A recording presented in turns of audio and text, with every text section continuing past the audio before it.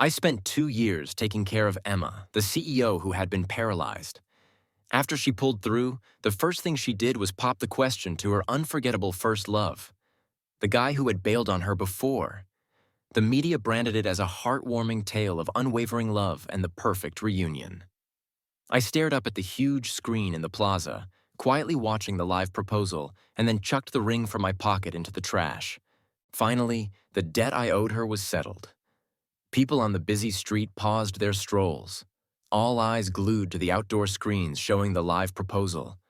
Not just here, but across Southtown. Every available screen was broadcasting the same moment. The image was so sharp you could even catch the slight shimmer of tears in Emma's eyes. The setup was clearly Mia's handiwork.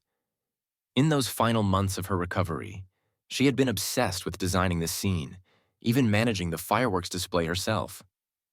Back then, she'd lean on my shoulder, her eyes sparkling with excitement, asking me what my favorite flower was. I said lilacs, but on the big screen, the whole proposal was surrounded by a flood of vibrant red roses, and the guy standing there wasn't me.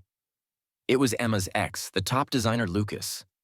I calmly watched as Emma, wearing a white veil and tears in her eyes, handed Lucas the ring. The diamond in the black velvet box glittered like a star, making my ring in my pocket look so small. The girls next to me squealed with delight. Emma Chen is stunning. No wonder she's such a heartbreaker. Looks like the playgirl has finally settled down. I heard Lucas had given up everything to care for Emma during her paralysis. What a fairy tale romance. As they tied the knot, I quietly clenched my wrist, where gray scars from caring for Emma still lingered. Back then, Lucas had broken up with Emma and moved to Milan to continue his studies. The crowd held its breath as the proposal reached its climax. Emma bowed her head, looked at the guy kneeling before her, and choked out, "I do." The ring slid onto her finger. Lucas stood up and kissed her, and fireworks burst across the Southtown sky. This show wasn't just famous locally, it was probably nationwide by now. But that's just Emma's style. When she loves someone, she wants the whole world to know. The crowd buzzed with excitement, and the girl beside me, caught up in the moment, grabbed my wrist. "Squee, there's such a perfect match, don't you think?" she said excitedly. I ignored the pain in my wrist and smiled. Perfect. She noticed my pale face and awkwardly let go, trying to apologize, but I'd already turned and walked away amidst the chaos.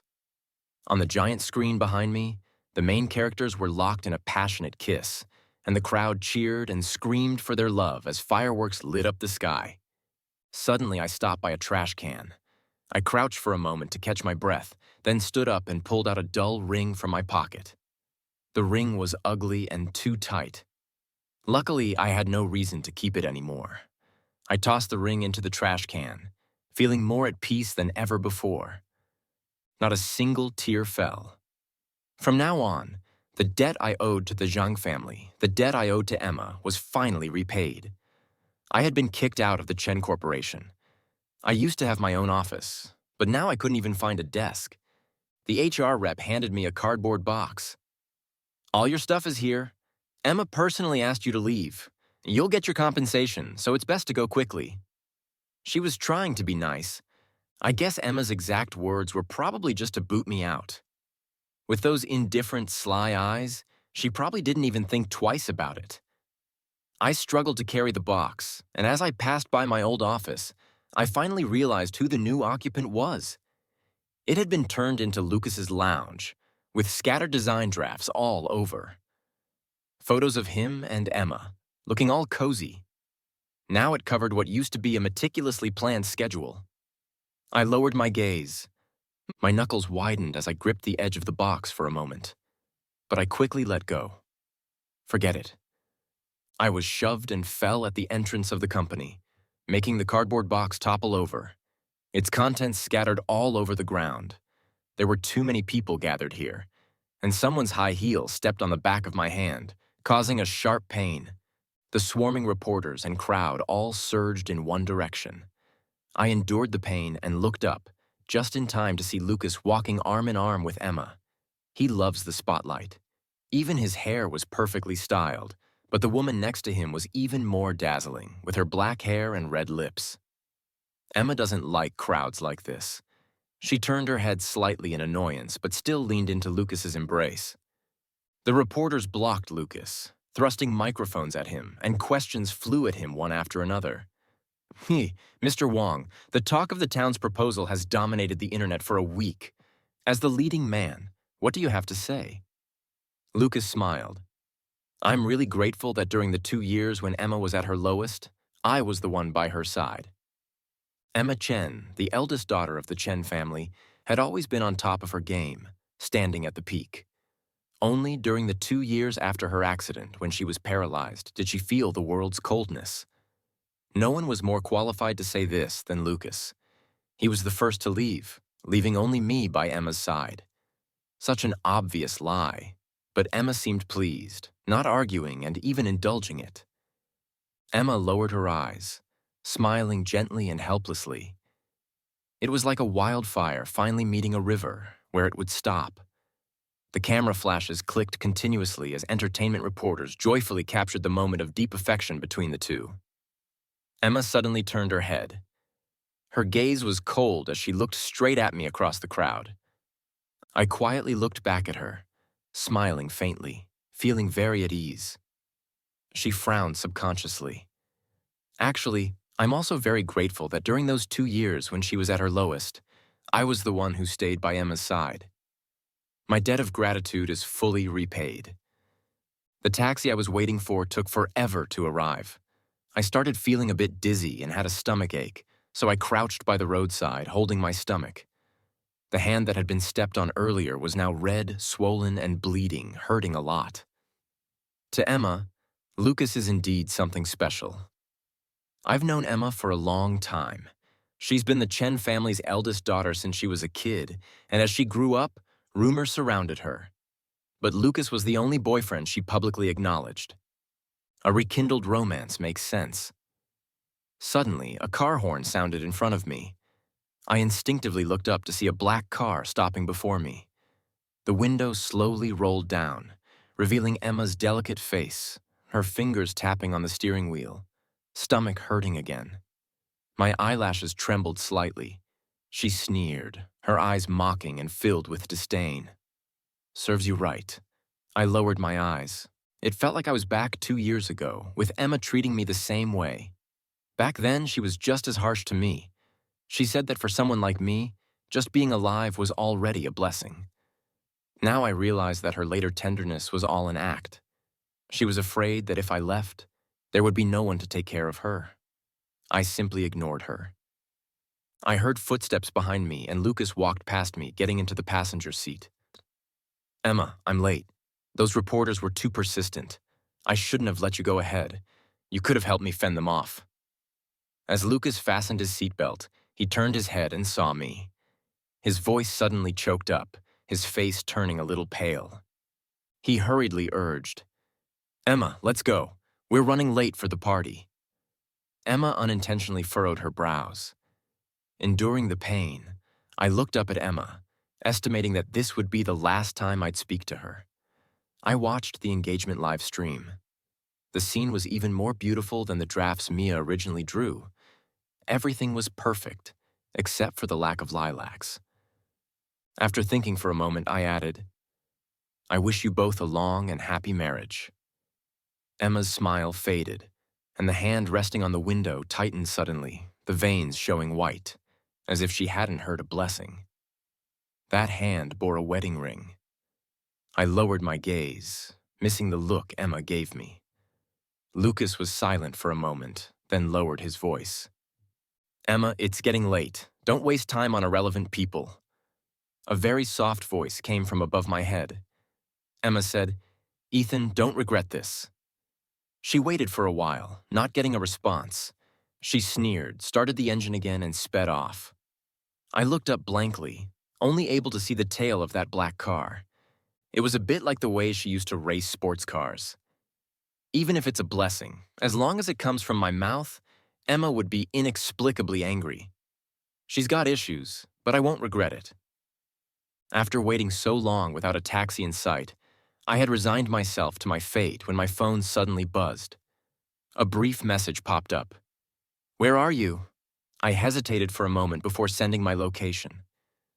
Half an hour later, I found myself sitting in a business car, a bit stiff as I held out my hand. The girl in front of me lowered her eyes, carefully treating my wounds. Mia looked up. "Does it hurt?" I tensed up as soon as she moved, shaking my head. Mia lowered her head and blew on my hand, a cool sensation soothing the pain. I flinched and repeated, "I said it doesn't hurt." Only then did Mia release my hand, replying slowly, "Didn't hear you." At that moment, I felt like a loyal sidekick secretly teaming up with the enemy. As Emma's constant companion in all 10 of her fights, there would always be an 11th with Mia. From schoolyard brawls to business battles, the two had always been mortal enemies, especially during Emma's 2 years of paralysis. Mia nearly swallowed up her entire business. Although I no longer have anything to do with Emma, it's still hard to shake off old habits. Mia lazily leaned back. "There's a banquet tonight. I'm missing a male companion." I lowered my eyes as my wound was finally treated. "Will Emma be there too?" Mia nodded. I avoided her gaze and, after a long silence, finally spoke. "If you're thinking of using me to hurt Emma, you might be disappointed. She won't care about me." My voice was soft, quietly stating the facts. Mia toyed with a lighter, a brief flash illuminating her knuckles as she said, "Don't be so sure." I turned to look at the rapidly passing street outside the window and smiled. I remembered Emma when we were 17, in front of all our friends. She had laughed, brazen and contemptuous. Ethan, I could never like Ethan. That was the first time I heard Lucas's name. I was 2 years behind Emma, and I even skipped a grade in high school just to attend her university. But at that moment, I suddenly understood that some things couldn't be achieved through effort alone. When I was taken to get my hair styled and try on suits, Mia was there the entire time. She had a discerning eye, dismissing over a dozen custom suits as unsatisfactory. I didn't really want to attend the banquet, but with Mia insisting, I had no choice. Half a month ago, when I left the Chen family, I wasn't allowed to take anything with me. It was Mrs. Zhang from the Zhang family who temporarily took me in. So, whatever Mia wanted, I would try to comply. When I tried on a silver-white suit, Mia's gaze finally settled. "This one," she said. I looked at the mirror beside me and suddenly froze. The person in the reflection was both unfamiliar and familiar. He looked like the quiet boy who had always stood silently behind Emma, nondescript and easily overlooked, now suddenly striking and extraordinary. It was a version of myself I had never seen before. I reached out, cautiously touching the cold surface of the mirror. Mia walked over and personally adjusted my tie. I forget where I heard it, but a party is like a battlefield. And every guy should have a suit, Ethan. It's not about making them angry. It's about letting Emma know that she's not just paralyzed. She's blind, too. This was my first time attending such a business banquet. Despite all the years I spent by Emma's side, I had never been her male companion. Mia and I arrived rather late. Just before entering the banquet hall, I glanced down at Mia. The lights of the hall illuminated her profile for a brief moment, her delicate features seemingly glowing. A soft murmur of surprise spread around us, pulling me back to reality. Who's that guy with young Miss Chen? They look perfect together. Isn't Miss Chen known for never bringing a male companion? Someone who had always been close to Emma stared at me for a moment before suddenly swearing. "Damn, isn't that Miss Chen's plain-looking assistant?" As soon as those words were spoken, I heard the sound of a wine glass shattering on the floor. I followed the sound. Emma stood not far away. Her wine glass smashed on the ground, red wine soaking Lucas's suit pants. Lucas let out a low yelp, but Emma paid him no attention. She just stared at me, almost as if she were seeing me for the first time. A little dazed. This version of me left her both stunned and unfamiliar. Lucas lifted his head, taking a moment before recognizing me. His expression was one of utter disbelief. I nodded politely and began to socialize with Mia. It was only then that Emma noticed the woman beside me. Her gaze, once warm, turned cold inch by inch as she walked towards us, reaching out to pull me away with Mia. Emma looked past Mia, her eyes fixed on me. "Ethan, come here." I had never taken anyone else's side in front of her, let alone hidden behind someone. Every time she called my name, no matter how far away, I would run to her. But now things were different. I didn't take a single step back, speaking as calmly and quietly as I always had when talking to her. I said, "I've done enough over the years. The midsummer breeze flows through the windows. Emma, we have nothing to do with each other anymore." Her face turned deathly pale in an instant. Midsummer is a season for encounters. I was one of the kids sponsored by the Chen family. It wasn't just me. Since the earthquake, Emma's mother had been helping rebuild our county. But the first time I went to the Chen family home was when I was 15. I was the top student in the county's high school entrance exam that year, and I accompanied some of the county officials to bring local specialties as a token of gratitude to Mrs. Zhang. Mrs. Zhang was just as gentle as I had imagined. She talked with the adults about plans for the following year, all the while taking countless phone calls. She seemed very busy. I stood on the side and caught a glimpse of a photo on her desk. The girl in the photo looked about my age, with delicate features and an impatient expression as she faced the camera.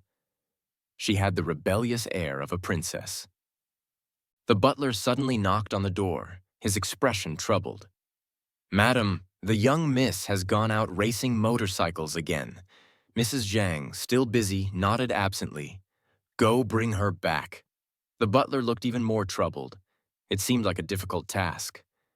One of the adults nudged me forward, laughing awkwardly. "Mrs. Zhang, why not let Ethan go with them? He gets along well with his peers." It was only then that Mrs. Zhang's gaze fell on me. I curled my fingers slightly, mustering the courage to nod. I can do it even if I couldn't. I had to. I followed the butler to the winding West Mountain Road where Emma was. She was only 17 at the time. Her black and red motorcycle sped through the wind, and it wasn't until she was close that she braked to a stop. Her fingers lifted the helmet, revealing her beautiful eyes, lazy and cat-like. "Hey, country boy, who are you?" I closed my eyes, my face pale. I almost thought I was about to be run over. After a moment, I finally spoke. "I'm Ethan." Her interest was piqued. Her second question was, "Mrs. Zhang told me to bring you back." Her expression turned cold. Emma wasn't someone who followed orders, but I was also stubborn. If she didn't leave, neither would I. I just stood by the roadside, waiting for her. She completed one lap and saw me. On the second lap, she saw me again. By the third lap, she probably felt a bit embarrassed, annoyed. She threw down her bike and led me back. I followed behind her, noticing how slender she was as the midsummer evening breeze blew gently. I remembered her name, Emma. Mrs. Zhang wanted someone Emma's age to keep an eye on her, so she kept me around as Emma's sidekick, making sure she didn't get into trouble. Emma was in her rebellious teenage years and particularly disliked me. Seeing me as her mother's spy, she constantly went out of her way to make things difficult for me. As Emma would put it, "You're so annoying." Everyone knew that although Emma had countless romantic entanglements, there was always a quiet boy by her side, almost invisible, who only stepped in to stop her when she was being reckless. I focused on studying hard, meeting Mrs. Zhang's expectations, and staying close behind Emma. This went on for 7 or 8 years, but I had a secret. The year I finished my college entrance exams, I stood beneath the jacaranda tree while Emma leaned against the courtyard railing. She spoke casually, yet it felt like she had suddenly squeezed my heart, peeling back my secret. She said, "You like me." I froze, unable to move for a long time. The jacaranda blossoms fell on me, and it took a while before I heard my own voice, hoarse and rough. "Yes, I like you." Emma gave a slight smile and turned to leave. That night, when I went to find Emma, as I pushed open the door to the private room, I heard the eldest daughter of the Chen family, leaning back on the sofa, laughing indulgently. Her voice wasn't loud, but it felt like I was going deaf, like everything hurt. Who would like Ethan? I like guys like Lucas. That was the first time I heard Lucas's name. I was 2 years behind Emma, and I even skipped a grade in high school just to attend her university. But at that moment, I suddenly understood that some things couldn't be achieved through effort alone. The 15-year-old Ethan who first met Emma could never have imagined that years later, our relationship would still be so strained. Even at someone else's banquet, we could cause a scene, especially now. At Emma's first event since her recovery, she and Mia had never gotten along. So as soon as they entered the room, they attracted extra attention. Now, facing off, everyone was secretly watching the drama unfold. I squeezed Mia's shoulder. "Let's go." Emma's eyelashes trembled, and I avoided her gaze. For the first time in all these years, in her presence, I told someone else. "Let's go." We had walked quite a distance before I turned back to glance at her. Emma was still standing there, head bowed, with a fragility and coldness that reminded me of how she looked when she woke up from the car accident 2 years ago, back when Mrs. Jiang, who had been in the car with her, was already gone. Lucas tried to reach out to her, but a single glance from her froze him in place. I smiled slightly. Mia asked, "What's so funny?" I replied softly, "I just realized that not everyone can do it. Not everyone can endure Emma's low moods and her spoiled temper. Not everyone." After seeing her other side, I replied softly, "I just realized that not everyone can do it. Not everyone can endure Emma's low moods and her spoiled temper. Not everyone, after seeing her other side, would still choose to stay close, especially during the time she was paralyzed. Emma, a proud daughter of heaven, couldn't accept that she had become disabled. She stopped smiling, lost all her vitality, and on top of that, her only family, Mrs. Jiang, had died in that car accident. At that time, Emma had no will to live and tried to commit suicide multiple times. I smashed a glass and took a shard, pressing it hard against my wrist. "If you want to die, that's fine. I'll go with you." Emma had never seen such fierce emotion from me before. She stared at me with her dark eyes for a long time, almost through gritted teeth, and promised, "Ethan, I will get better." From that moment on, she cooperated with the doctor's treatment. And finally, 2 years later, she stood up. Then she left her wheelchair behind. After the banquet, I returned to the Chen family home with Mia. During this time, I've been grateful for Mrs. Zhang's hospitality. I've been actively preparing my resume, planning to move out as soon as I find a job, to be honest. Mia and I aren't really close. Every interaction we've had has been because Emma and Mia had fought, and I had to come to the Zhang family to apologize on Emma's behalf. Mrs. Zhang always received me warmly, fanning herself and saying, "Oh, it's no big deal. Kids fight sometimes. Come, sit down." I would sit there awkwardly for an entire afternoon, watching Mrs. Jiang apply ointment to Mia's injuries. The afternoon sunlight spilling across the room, making me feel even more guilty. I never expected that in my time of need, it would be the Jiang family that would lend me a hand. Mia and I aren't talkative people, so the car ride was particularly quiet. I felt a bit uneasy, sitting upright like a schoolboy, my eyes avoiding everything except the road ahead. But when I glanced up, I caught sight of Mia through the rearview mirror. She seemed a bit tired, her eyes closed, her long lashes making her look almost childlike. For a brief moment, the neon lights outside illuminated her face. Mia opened her eyes, catching me looking at her through the mirror. It was a little awkward, but not too much. I silently averted my gaze. Mia suddenly smiled and said, "Ethan, do you know what I thought the first time I saw you?"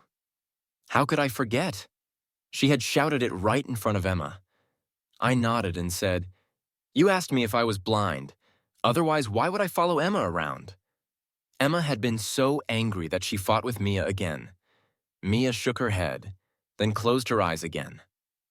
Outside, the traffic was endless. The car was silent for so long that I thought she had fallen asleep. But then I heard Mia's soft voice. I thought Emma must have found the dumbest guy ever. Though dumb, you were very obedient. It had been a long time since I visited Mrs. Zhang's grave. I brought a bouquet of white flowers to the cemetery to see her. Emma had recently taken over the Chen Corporation, and not long after, a runaway truck had crashed into the Chen family's car, leaving one dead and one injured. She was a kind woman. Without her, I wouldn't even know where I'd be now. I cleared the weeds from her grave and chatted with her slowly. Mrs. Zhang, all the charities you cared about are still running smoothly, growing bigger each year.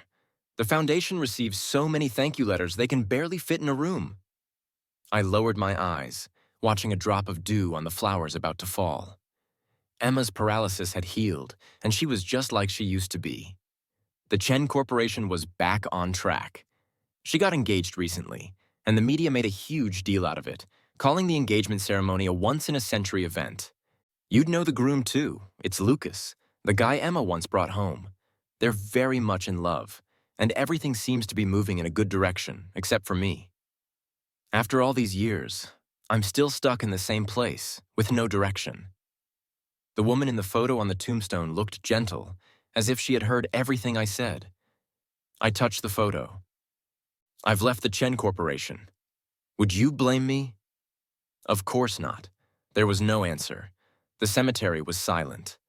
Death has no sound. I covered my face and tears seeped through my fingers. Except for those first few days, I haven't really been happy here. Sometimes I think, if I hadn't been the top scorer in that high school entrance exam, maybe I wouldn't have come here. I cried quietly for a while before gathering my things to leave. When I stood up, I noticed someone standing not far away, watching me. I didn't know how long they had been there. I lowered my eyes. There was only one path out of the cemetery, and I had to pass by Emma. She must have come to see Mrs. Zhang as well, but our timing was unfortunate. As I was about to walk past her, I heard Emma speak, crying at my mom's grave. You... She hadn't finished her mocking words when I turned and looked at her, tears still lingering in my eyes. Emma swallowed the rest of her words. The truth is, Emma and I never had such a bad relationship. We've only had 2 real falling outs. Once, when I got tired of being her assistant and secretly sent out resumes, she found out and was furious. The other time was not long ago when she received an email, read it, and then kicked me out of the Chen family.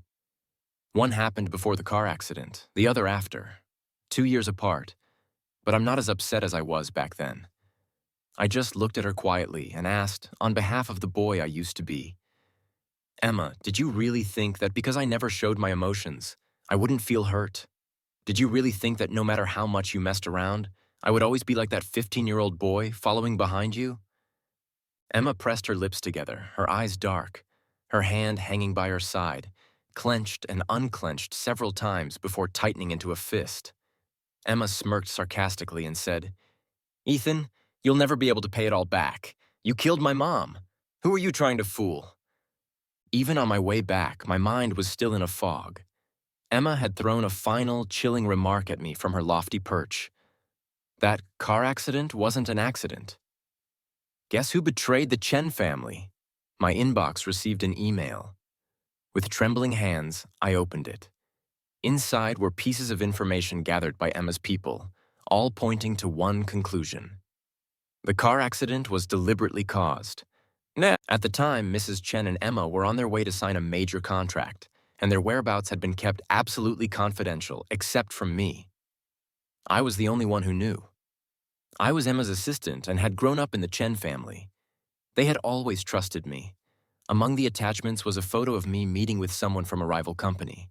The timing was highly suspicious, right before the accident. But the photo was fabricated. I didn't even know that person. In Emma's eyes, I was the only possible traitor. She didn't even bother to confront me. She had already sentenced me to death in her mind. I let out a bitter laugh, curling up in my mind. I let out a bitter laugh, curling up in my seat. No wonder. No wonder she had me draw up the proposal site plans one day and then told me to leave the next. No wonder she would rather chase after Lucas than have anything to do with me. I closed the email, not even trying to defend myself, because I knew Emma wouldn't listen. The truth was, if Emma had dug just a little deeper, she would have realized that I wasn't the only one who knew her whereabouts. Lucas did too. I hadn't slept this long in ages. Even before Emma's accident, I had been quietly sending out resumes behind her back. Lucas was too aggressive, and I was genuinely tired. He was the only official boyfriend Emma had ever had, and she spoiled him to the point where he was unbearable. He especially couldn't stand me. In the past, her other male friends had given me trouble, but none as intense as Lucas. Can you imagine a guy in his early 20s being called a gigolo in front of the entire company? Lucas did that during the days when Emma was negotiating contracts, and she and Mrs. Zhang had kept their whereabouts secret, not even telling Lucas he couldn't reach Emma, but I knew where she was. He asked me, and I refused to tell him, even blocking him from entering the chairman's office. Everyone in the company knew he was Emma's favorite, but I was the only one brave or foolish enough to stand in his way. Lucas called everyone over to watch as he slapped me across the face. And what did he say? "Ethan, even if you stripped naked in front of Emma, she wouldn't look at you. Get out of my way. You think clinging to the Chen family is going to lift you out of that poor county you came from? Always hanging around Emma? It's disgusting, like a mistress." I hadn't done anything wrong, yet in that moment, under everyone's gaze, I felt as though I'd been stripped bare. Humiliated, he barged into the office and saw Emma's schedule. The next day, Emma and Mrs. Zhang had their accident. I never suspected Lucas because Emma and Mrs. Zhang treated him so well. But now I understand. Only those who aren't loved carefully remember the kindness they receive, desperately thinking of ways to repay it. I am that kind of person. When I woke up, the world had changed. The top trending topic on Facebook was #Southtown Chen family car accident conspiracy. People love gossip about wealthy families, especially since Emma's grand proposal had dominated online discussions not too long ago. An insider revealed that Emma's car accident was not an accident at all, but a premeditated act orchestrated by a rival group. The insider claimed that it was Emma's assistant who leaked her whereabouts, supposedly a guy from a poor background who had been sponsored by the Chen family for years. The post included a picture of me meeting with someone from the rival group, the same photo I had received in my email. The allegations were presented as undeniable truth, as if the accuser had witnessed it firsthand. Lucas also responded, much more subdued than before, smiling softly on camera. "Ethan, I never liked him, but he was always around Emma. I even argued with Emma because of him. I never expected him to do something like this." The interview was long, and his words subtly accused me of being a third wheel, of being ungrateful, a classic example of the treacherous poor man in a wealthy family drama. Emma stood beside him, her expression indifferent. I'd already seen the comments online. They took care of this assistant for so many years, and he turned out to be a traitor. Mrs. Zhang must be heartbroken. Poor Lucas. He had to put up with this assistant while he was dating Emma.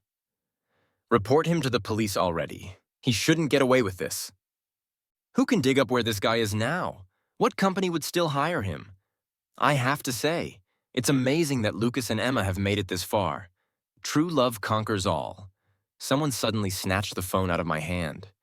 I looked up to see Mia staring at my pale face. "Stop looking at that. Grandma's calling us for dinner." My lips moved slightly as I tried to explain, "It wasn't me." Mia didn't even pause. I know. It wasn't just lip service. She truly believed me. Just as the online comments suggested, every interviewer who seemed interested in hiring me suddenly turned me down. If I couldn't clear my name, I'd probably be socially dead forever, never able to find work again. This was the outcome Emma wanted from me, a fate miserable enough to satisfy her anger. The only company still willing to take me on was the Zhang families, where I had sent my resume along with many others, but I refused. Mia was flipping through my resume without looking at me and asked, "Why?" I shook my head. "My reputation is bad now. Any company that hires me will be thrust into the spotlight, and that wouldn't be good for the Zhang family." Mia turned her head and quietly studied me for a moment before smiling with a hint of resignation. "Ethan, you're so dense." Dense about what? I stared at her, confused. But before I could respond, the police arrived to take me away. The Zhang family had reported me, and as a person of interest and suspect in the case, I was, of course, subject to interrogation. Before entering the interrogation room, I saw Emma and Lucas. Their expressions were quite telling. Lucas had the look of a gambler going all in. I could understand. After all, he had handled things so cleanly over the past 2 years that any evidence had likely vanished. The only obstacle between him and Emma now was me. Once I was locked away, he could truly rest easy, secure in the knowledge that their grand proposal was genuine, and that their upcoming wedding would be the envy of many. Emma's expression as she looked at me was more complicated. I noticed her fingers were unconsciously rubbing together, trembling slightly. She glanced at me, then turned her head away. Her eyes tinged with red. I averted my gaze and entered the interrogation room. In a matter of hours, the police had thoroughly investigated my entire life. In addition to that photo, there was more evidence pointing to me, coincidentally all too neatly, as if woven into a web meant to trap me. I was temporarily detained, though it was only for 10 days. The case of the Chen family car accident had gained so much attention online that conspiracy theories were spreading like wildfire, and the authorities were taking it very seriously. They had gathered a significant police force, determined to handle the case with the utmost fairness and thoroughness, leaving no stone unturned. During those 10 days, I didn't think about much. It had been a long time since I'd rested so well, sleeping soundly and deeply. On the 10th day, the truth came to light, and I was released without charges. This time, the authorities found that, in addition to the rival group responsible for the attack on the Chen family, another person was implicated: Lucas. The net of justice may be vast, but it doesn't let anything slip through. The police cleared my name. The moment I stepped out of the city police station, I was bombarded by a barrage of flashing lights, so intense that I couldn't open my eyes. Reporters who had been waiting outside seized the moment, thrusting microphones at me and bombarding me with questions. "Mr. Ethan, what do you think of the news that it was actually Lucas who betrayed the Chen Corporation? Mr. Ethan, after all these years by Emma's side, was it because you had feelings for her? Mr. Ethan, when Chen was paralyzed, the person who stayed by her side wasn't Lucas, who took care of her. Was it you?" I could hardly catch my breath, but thankfully, a hand pulled me away. Mia shoved a bunch of clearing flowers into my arms and carefully guided me into the car. As I got into the car, I glanced back, the media lights flashing chaotically. I saw Emma standing at a distance, looking exhausted and defeated, her expression fragile. I answered the last question from the media in a soft voice. No, the person who stayed by Emma's side then wasn't me. In those 10 days, so much had happened.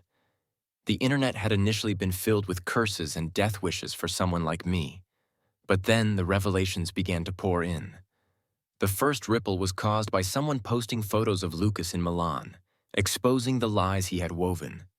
People quickly learned that when Emma had her accident, Lucas had left her and flown to Milan. While he enjoyed a peaceful life, she struggled under the weight of her burdens. They were two entirely separate lives. The love story that everyone admired was rooted in the belief that he had stood by her during her darkest times. When it was revealed as a ploy, people were disgusted. The second ripple came when someone posted a video of Lucas slapping me. The video was quite clear, showing how I was humiliated, holding my swollen face while still trying to block Lucas from entering Emma's office, only to be pushed to the ground. Lucas had always presented himself as gentle and amiable, but in the video, his expression was wild and almost feral. His polished professional image, which he had carefully cultivated through workplace reality shows and social media, shattered. Word spread that Lucas was too afraid to even answer his phone, as he was being cursed by everyone. More and more revelations surfaced, blurring the lines between truth and fiction. Then, the police report came out, declaring me innocent, and Lucas became a wanted man. Such an official announcement carried more weight than anything else. The interviewers who had previously rejected me began reaching out again, but I turned them all down, including the Zhang family. I received a call from my hometown. The old principal of my middle school, a woman as respectable as Mrs. Zhang, asked if I would consider returning to teach, to help support the county's education. I agreed. I made one last visit to the Chen family home. This time, no one could stop me. The things I had left behind were still there. I thought the room would be covered in dust, but when I opened the door, it was clean and bright, with sunlight falling on freshly folded flowers on the table. I packed quickly, but hesitated when I opened the drawer. I reached into a hidden compartment and pulled out a photograph, an early one taken with an old camera. The girl in the photo was full of spirit, her hair blowing in the evening wind. She was laughing and playing with her friends, but for some reason she had turned back, as if to check if the person behind her was keeping up. It was a photo I had secretly taken of Emma when I was 17. At the time, I thought, no one can capture the midsummer wind, but I could capture it in a photo. I didn't take the photo with me. I left it on the table, leaving it to Emma's choice whether to keep it or throw it away. The jacaranda tree in the courtyard was blooming again, its branches hanging low. I stood there for a moment, admiring it. Emma stood behind me, calling my name softly. Ethan, as if afraid of disturbing a dream. I turned around and smiled at her, calm and at peace. Emma's eyes were dark and bruised. Her face, despite all the skincare and cosmetic treatments, was haggard. As the eldest daughter of the Chen family, I had never seen her look so cautious, almost humble. Her eyelashes trembled and her voice was hoarse. Ever since I started recovering, I've been investigating the car accident. But when I found evidence pointing to you, I couldn't look any further. Just thinking about those pieces of evidence made it hard to breathe. I never thought you would betray us. Once that idea took root, I couldn't stop it. She suddenly laughed at herself. You understand, right? People like us get betrayed often. We're used to being stabbed in the back. But when it involved you, I couldn't handle it. Do you know what I thought when I was going through that information? I wished I had just died in that car accident. After that, I lost control and did all those terrible things, the grand proposal. It was all for you to see. She spoke a lot, detailing her inner struggles, but I simply looked at her, my gaze clear, and softly interrupted. No. Emma froze. I smiled faintly. You already knew you were wrong when you did it, but you thought it didn't matter whether it was right or wrong, whether my betrayal was real or just a misunderstanding. No matter what you did, you believed I would forgive you. The truth is, I always knew that if Emma hadn't been paralyzed and abandoned by everyone around her, she wouldn't have noticed me. Her gaze was always on guys like Lucas. Even the ring she gave me didn't fit. She was silent for a long time. And I thought it was just the shadow of a leaf falling to the ground. But it was Emma's tears. She reached out, gripping my wrist, pleading, I've been a jerk. One last time, can you forgive me?